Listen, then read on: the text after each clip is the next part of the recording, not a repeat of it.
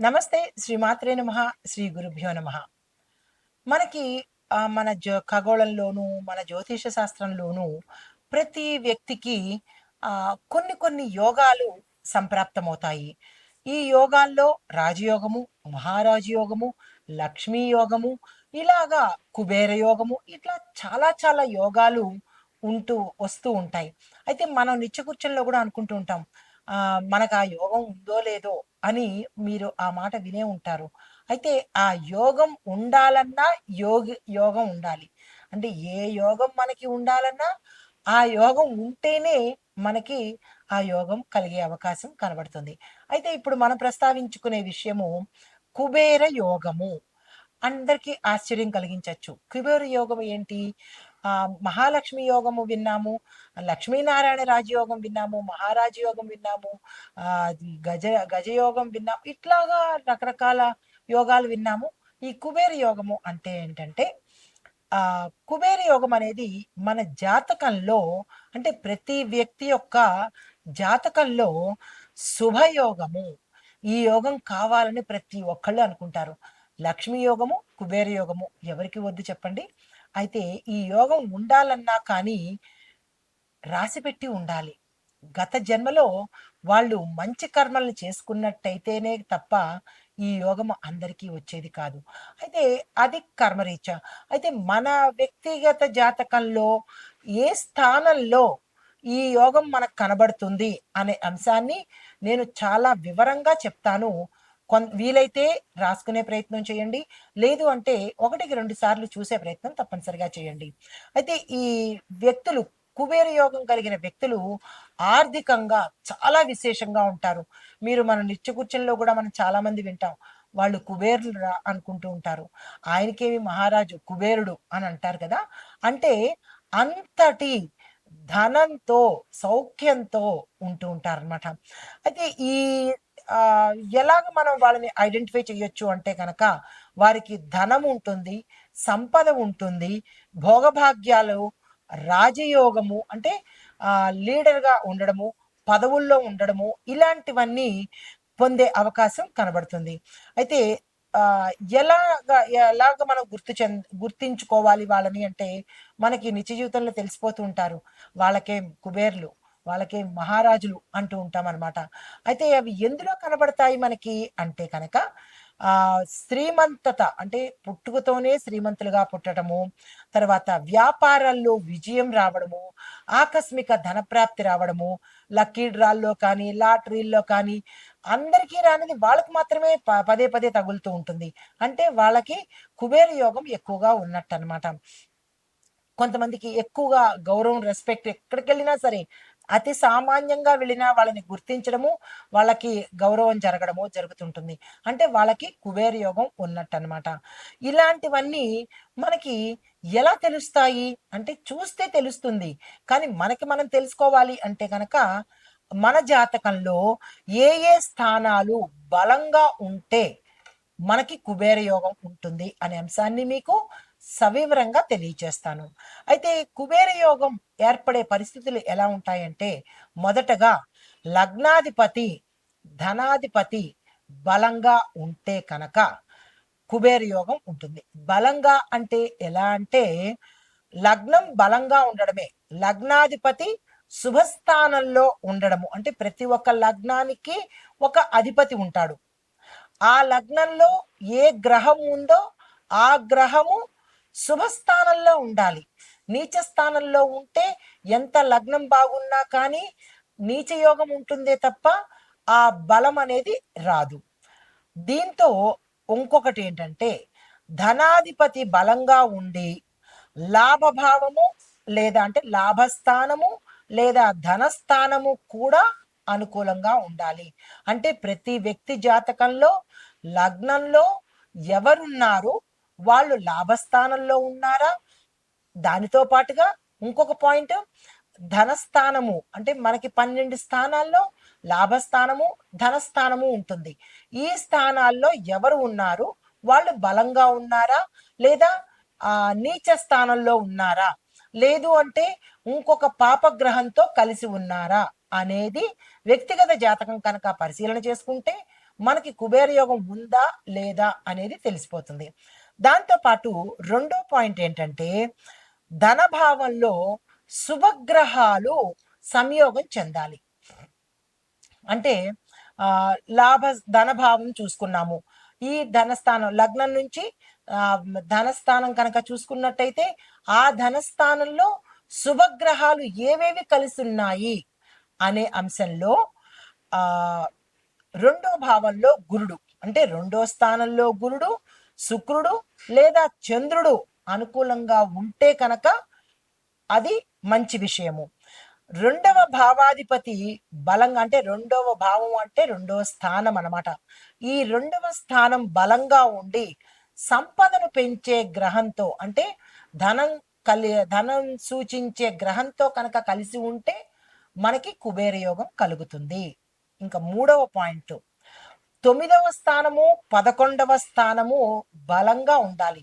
అంటే మన జాతక చక్రంలో 12 స్థానాలు ఉంటాయి. లగ్నాత్ 12 స్థానాలు ఉంటాయి. ఈ 12 స్థానాలలోనూ 7వ స్థానం కళత్ర స్థానం అనుకున్నాము, 4వ స్థానం మాతృస్థానం అనుకున్నాము. ఇట్లా ఒక్కొక్క స్థానానికి ఒక ప్రత్యేకత ఉంటుందన్నమాట. అయితే ఈ ఈ భావంలో 9వ స్థానము 11వ స్థానము బలంగా ఉండాలి. బలంగా ఉండాలి అంటే అందులో శుభగ్రహాలు ఉండాలి. అయితే 11వ భావము మనం లాభస్థానం అంటాం. భావము అంటే గుర్తుపెట్టుకోండి స్థానము. ఈ 11వ స్థానము లాభస్థానము అయి ఉండాలి. దాంతోపాటు అందులో శుభగ్రహాలు కనుక ఉంటే అంటే ధనాన్ని ఇచ్చే గ్రహాలు కనుక ఉంటే అతను కుబేరుడు అవుతాడు. తర్వాత 4వ పాయింట్ ఏంటంటే గురు, శుక్రు, చంద్రుడు ఈ ముగ్గురు కూడా అనుకూలమైన స్థానంలో ఉండాలి. అంటే పాపగ్రహాలతో సంయోగం చెందకూడదు. వాళ్ళు శుభాన్ని చూసేటట్టుగా ఉంటే కూడా ఆ వ్యక్తికి కుబేర యోగం ఉన్నట్టే. అయితే గురు కర్కాటక, ధనస్సు, మీన రాశుల్లో ఉండాలి. అంటే ఈ 3 రాశుల్లోనూ గురువు బలంగా ఉండాలి. ఈ 3 జాతకుల్లో అంటే కర్కాటకము, ధనస్సు, మీన రాశుల్లో వారికి గురువు బలంగా ఉంటే కూడా ఈ రాశుల వాళ్ళు కుబేరుడు అవుతారు. అయితే శుక్రుడు వృషభ రాశిలో బలంగా ఉండాలి. చంద్రుడు కర్కాటక, వృషభంలో కూడా బలంగా ఉన్నట్టయితే ఆకస్మిక ధనప్రాప్తి. వాళ్ళు ఏది ముట్టుకున్నా ధనం రావడము, చిన్న జస్ట్ లాటరీగా తీసిన అందులో వీళ్ళ పేరు పలకడము, ఇట్లాంటివి అనమాట.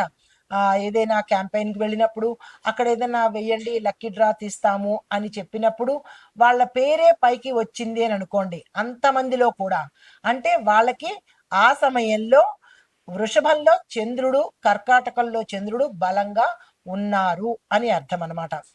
తరువాత 5వది కుబేర యోగము అంటే కనుక ప్రత్యేకమైన గ్రహాల సంయోగము.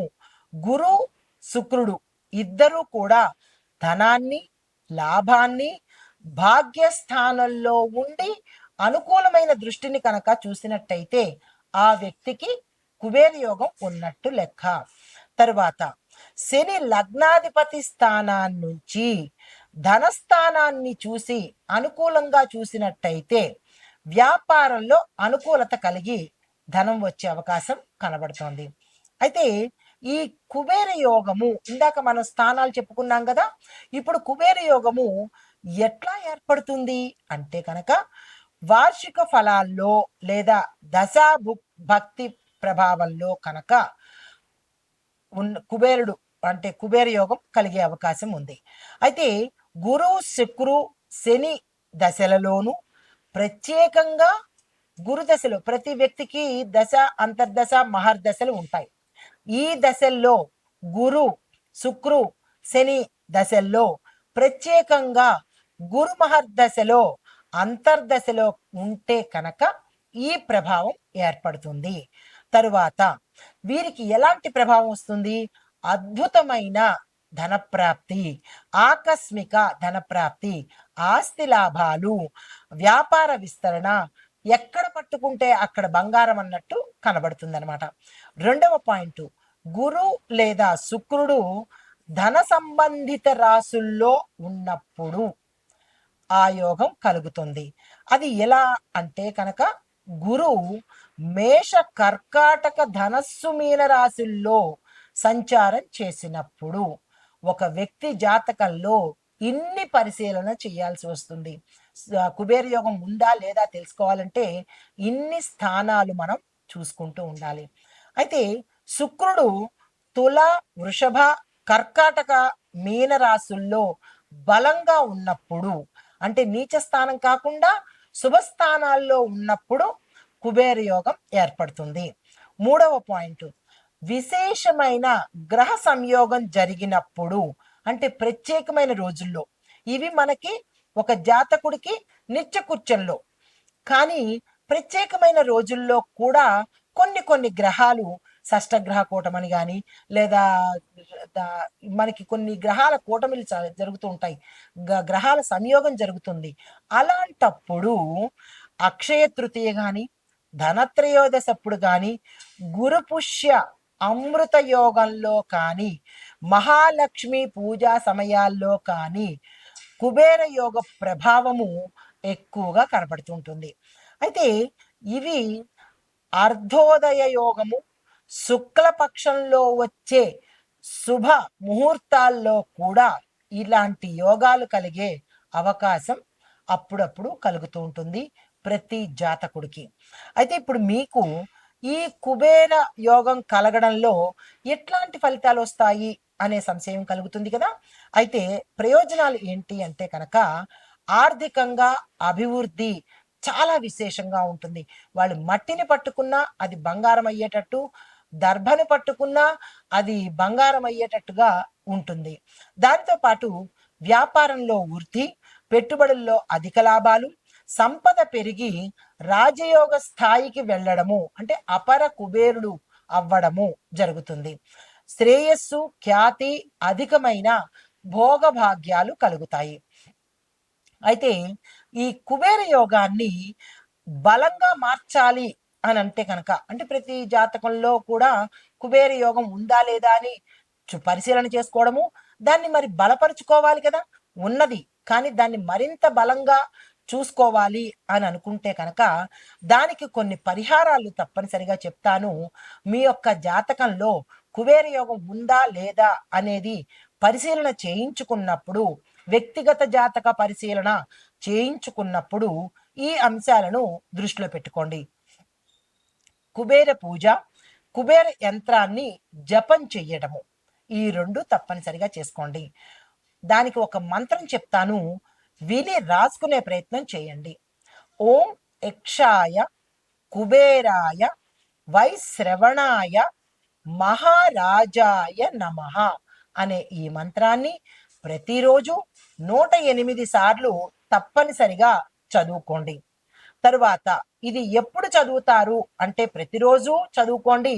లేదు మాకు కుదరదు అనుకున్నప్పుడు ప్రతి శుక్రవారం కానీ, లేదా పౌర్ణమి రోజు కానీ, మనకి ఇప్పుడు గ్రహణం వస్తోంది, ఆ గ్రహణ సమయాల్లో ఇందాక నేను చెప్పినట్టు మీరు 108 సార్లు చదివితే 108 సార్లు ఫలితం వస్తుంది. కాబట్టి ఆ సమయంలో ఈ జపం చేసుకోండి.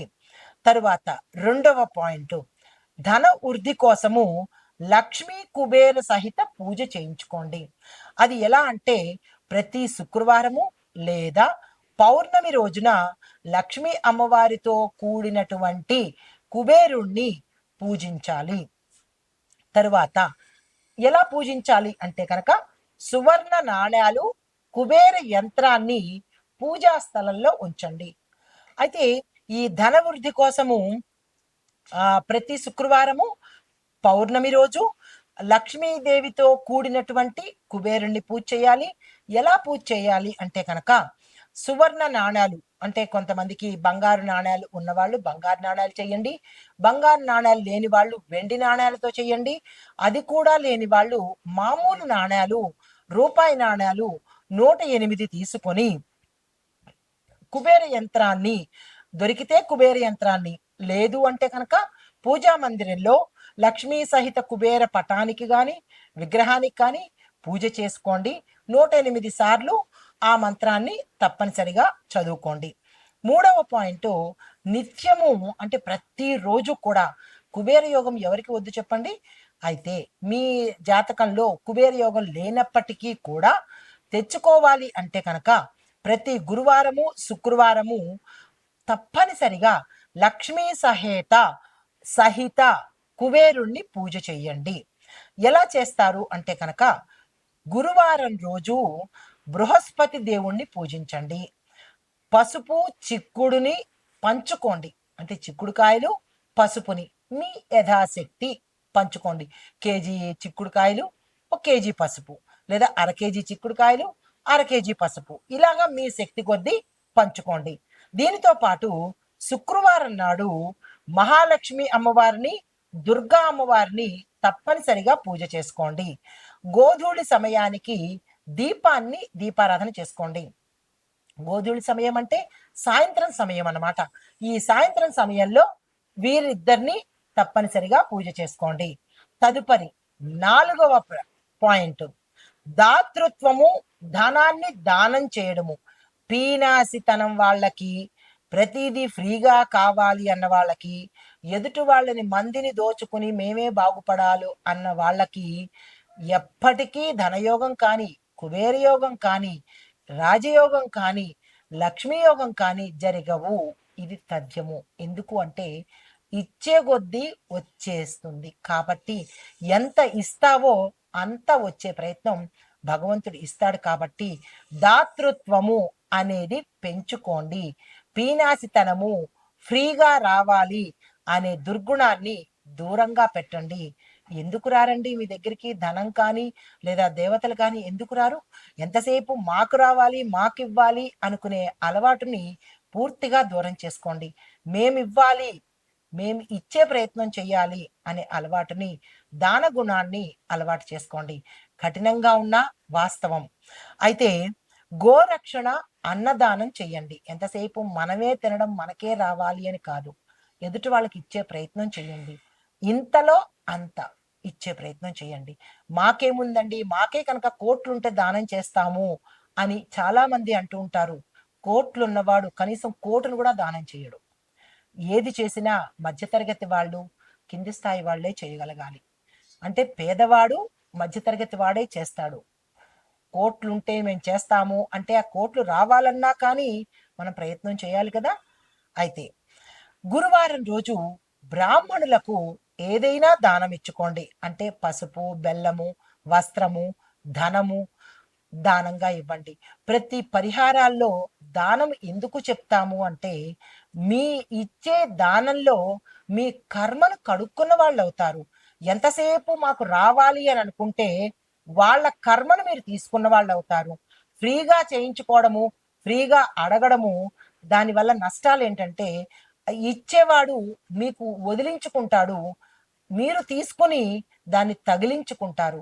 ఏది శ్రేష్టమో మీరే ఆలోచించుకోండి.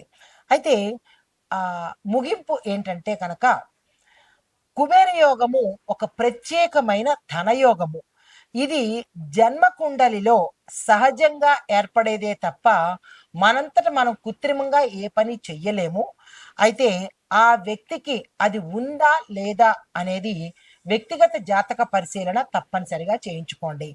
అయితే దీంతో పాటు మనం ఏం చేయాలంటే ఈ గురు, శుక్ర, చంద్రుడికి, బుధుడికి కనుక మనం జపాలు, మంత్రాలు జపం చేయడము, జపాలు చేయించుకోవడము, దానాలు చేయించుకోవడము, ఇలాంటివి ఏవైనా ప్రత్యేక హోమాలు చేయించుకున్నట్టయితే ఉన్నది వృద్ధి అయ్యే అవకాశం కనబడుతుంది. అయితే ఈ చేయడం వల్ల మనకి ఏమవుతుందంటే ఈ ధన మార్గాలు ఓపెన్ అవుతాయి. ఈ ఈ పనులు చేయడం వల్ల ఇప్పుడు తలుపులు మూసేసుకుని కూర్చున్నాం అనుకోండి, ఇంట్లో వ్యక్తులు బయటికి వెళ్ళగలుగుతారా? వెళ్ళలేం కదా.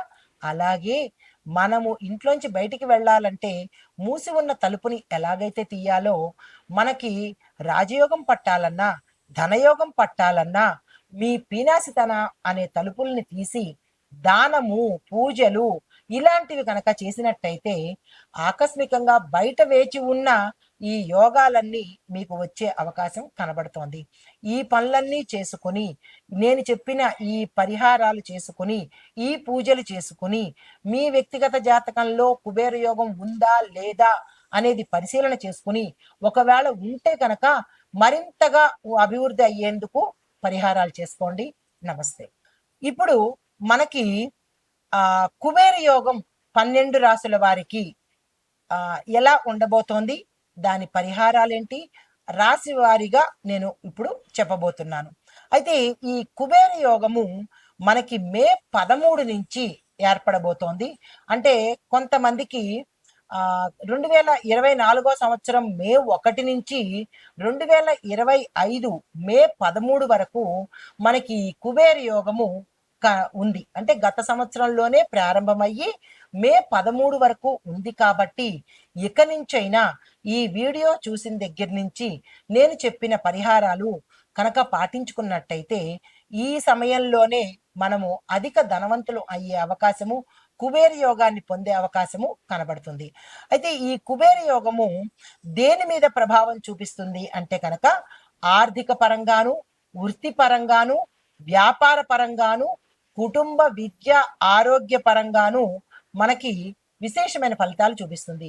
మరీ ముఖ్యంగా డబ్బుకు సంబంధించిన లావాదేవీలు ఏవైతే ఉంటాయో వాటి మీద ఎక్కువగా ఈ ప్రభావం ఉండబోతోంది. అయితే ఈ ప్రభావము మేషరాశి నుంచి మీన రాశి వరకు ఒక్కొక్క రాశికి ఎలా ఉండబోతోంది అనే అంశంలో తదుపరి రాశి ధనస్సు రాశి. ఈ రాశిలో ఉండే వారికి కుబేర యోగము దాని యొక్క ప్రభావము ఉద్యోగాల్లోనూ చదువుల్లోనూ ఉన్నతి కనబడుతుంది. ప్రమోషన్స్ వస్తాయి, ఆకస్మిక ధనప్రాప్తి వస్తుంది, ప్యాకేజ్ పెరుగుతుంది, ఇంక్రిమెంట్స్ ఎక్కువ పడతాయి. దీనితో పాటు మీరు క్యాడర్ పెరిగే అవకాశం, అంటే మీరున్న స్థాయి నుంచి వేరే స్థాయికి మారే అవకాశం కూడా గోచరిస్తుంది. కొంతమందికి హై ఎండ్ ప్యాకేజెస్తో వేరే కంపెనీల్లో కానీ విదేశాలు వెళ్ళి అక్కడ స్థిరపడడం కానీ ఇలాంటివన్నీ ధనానికి సంబంధించినటువంటి మంచి మంచి సమయం కనబడుతోంది. దీంతో పాటు ఆర్థికంగా పురోగతి కనబడుతోంది. ఆర్థిక పురోగతి ఎట్లా అంటే మీరు గతంలో ఏదైనా పెట్టుబడులు పెట్టినా కానీ లేదా సరదాగా ఏదైనా ఇన్వెస్ట్మెంట్ చేసి భూములు కొన్నా కానీ అవి ఇప్పుడు ఎక్కువ ధర పలకడము లేదా ఆకస్మికంగా స్థిరచరాస్తులు మీ దాయాదుల వల్ల కలిసి రావడము ఇలాంటివన్నీ మీకు అంటే అన్ని రకాలుగా ధనం వచ్చే అవకాశము మీకు తెలియకుండానే వచ్చే అవకాశము మీ పితృస్థానం నుంచి కానీ మాతృస్థానం నుంచి కానీ ఇలా ధనము ఇబ్బడి ముబ్బడిగా వచ్చే అవకాశం కనబడుతోంది. సంతోషించదగ్గ విషయము. అయితే ఎవరైనా పెట్టుబడులు పెట్టాలి అంటే కనుక ఈ సమయము అత్యంత అనుకూలమైన సమయము కాబట్టి తప్పనిసరిగా పెట్టుబడుల కోసం ప్రయత్నం చేయండి. అది భూమి మీద లేదా అంటే విదేశాల్లో పెడతారా లేదా షేర్స్లో పెడతారా లేదా అంటే ఎందులో మీరు పెట్టుబడులు పెడదామని అనుకున్నా this is the right time కాబట్టి వెంటనే ఆ పని చేసుకోండి. అయితే మీకు చెప్పదగిన పరిహారాలు గాయత్రి మంత్రం తప్పనిసరిగా చదవండి. 108 సార్లు గాయత్రి మంత్రం చదువుకోండి. దీంతో పాటు పేదవాళ్ళకి యథాశక్తి 2కో 3కో మీకు శక్తిని బట్టి అన్నదానం చేసుకునే ప్రయత్నం చేయండి. వీలైతే వస్త్రదానం చేయండి. మాకు అంత కూడా లేదు అని అనుకుంటే కనుక అన్నదానం చేయండి, విశేషమైన ఫలితాలు పొందుతారు. అయితే మీకు చెప్పదగిన మంత్రము ఓం భూర్భువః స్వాహ అనే ఈ గాయత్రి మంత్రంలో మొదటి మంత్రం ఉంటుంది కదా, ఆ మంత్రాన్ని తప్పనిసరిగా 108 సార్లు చదవండి. అదే పురుషులైతే కనుక 108 సార్లు మొత్తం గాయత్రి మంత్రాన్ని చదువుకునే ప్రయత్నం చేయండి. మాకు నోరు తిరగదు అని అనుకున్న వాళ్ళు 108 సార్లు వినే ప్రయత్నం తప్పనిసరిగా చేసుకోండి. ఇది ఈ రాశిలో ఉండే వారికి చెప్పదగిన కుబేర యోగ యొక్క ఫలితాలు, ప్రభావాలు, మంత్రము, జపము. నమస్తే.